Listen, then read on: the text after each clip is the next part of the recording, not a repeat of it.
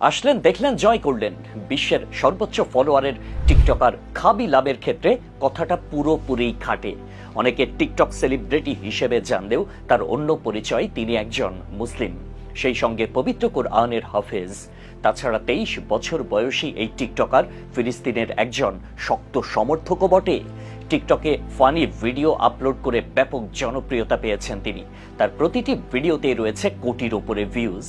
সে কারণে প্রত্যেক ভিডিও থেকে খাবির আয়ও হয় কয়েক কোটি টাকা। ইটালিতে জন্মগ্রহণ করা খাবি লাইম মূলত সেনেগালের নাগরিক। ছোটবেলায় তার পরিবার ইটালিতে চলে আসে, সেখানেই বড় হয়ে ওঠেন তিনি।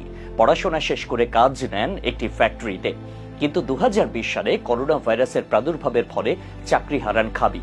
এই সময়টাতেই শুরু হয় তার টিকটক জার্নি। লকডাউনের বোরিং সময় কাটাতে আর কিছু করার না থাকায় টিকটকে ভিডিও বানানো শুরু করেন তিনি।